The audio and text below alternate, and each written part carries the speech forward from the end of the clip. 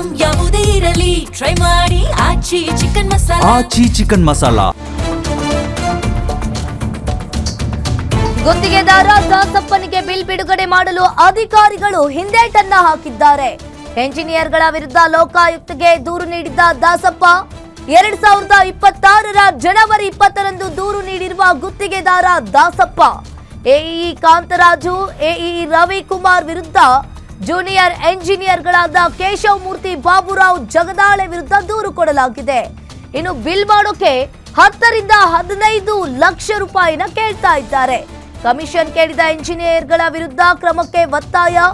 ಗುತ್ತಿಗೆದಾರ ದಾಸಪ್ಪನಿಗೆ ಬಿಲ್ ಬಿಡುಗಡೆ ಮಾಡಲು ಅಧಿಕಾರಿಗಳು ಇಲ್ಲಿ ಹಿಂದೇಟನ್ನ ಹಾಕ್ತಾ ಇದ್ದಾರೆ. ರಸ್ತೆ ಕಾಮಗಾರಿ ವಿಚಾರದಲ್ಲಿ ಗುತ್ತಿಗೆದಾರ ಮತ್ತು ಶಾಸಕರ ನಡುವೆ ವಾಗ್ವಾದವಾಗಿದೆ. ಗುತ್ತಿಗೆದಾರ ಬಿಲ್ ಕೇಳಿದ್ರೆ ಕೊಡಬೇಡಿ ಅಂತ ಬಿಜೆಪಿ ಶಾಸಕರು ಹೇಳ್ತಾರೆ. ಇನ್ನೊಂದ್ ಕಡೆ ಪೇಮೆಂಟ್ ಮಾಡಿದ್ರೆ ನಿನ್ನ ಕಥೆಯನ್ನ ಮುಗಿಸ್ತೀನಿ ಎಂದ ಬಿಜೆಪಿ ಶಾಸಕ. ಈಗಾಗಲೇ ಬಿಲ್ ಮಾಡೋಕೆ 10 ರಿಂದ 15% ಕಮಿಷನ್ ಅನ್ನ ಕೇಳ್ತಾ ಇದ್ದಾರೆ. ಇಂಜಿನಿಯರ್ಸೇ ಇಡೋದು 10%, ನನಗೆ 5%, 15% ನೀವು ಕೊಟ್ಟರೆ ನಾನು ಈ ಕಾಮಗಾರಿ ಬಿಲ್ಲನ್ನು ನಿನಗೆ ಕೊಡ್ತೀನಿ ಅಂದರು. ಅಷ್ಟೊತ್ತಿಗೆ ಕಾಮಗಾರಿ 7/7ಕ್ಕೆ ಹಸ್ತಾಂತರವಾಗಿದ್ದು 6 ತಿಂಗಳ ಕಾಲಾವಧಿ ಇತ್ತು ಆ ಕಾಮಗಾರಿ ಮುಗಿಸ್ಲಿಕ್ಕೆ. ಅಷ್ಟೊತ್ತಿಗೆ ಜನವರಿ 6ಕ್ಕೆ ಆ ಕಾಮಗಾರಿಯ ಕಾಲಾವಧಿ ಮುಗಿದು ಹೋಯಿತು. ಇನ್ನು ಡಾಂಬರೀಕರಣ ಆಗಲೇ ಇಲ್ಲ. ಯಾಕೆಂದರೆ ನನಗೆ ಡಾಂಬರೀಕರಣ ಅನುಮತಿ ಕೊಡಲಿಲ್ಲ. ಬೇಡಿಕೆ ಇಟ್ಟಿದ್ದಕ್ಕೆ ಸಾಕ್ಷಿ ಅಂದರೆ ಮೌಖಿಕವಾಗಿ ಇಟ್ಟಂಥ ಸಾಕ್ಷಿಗಳು ನಮ್ಮಲ್ಲಿ ಇರೋದಿಲ್ಲ.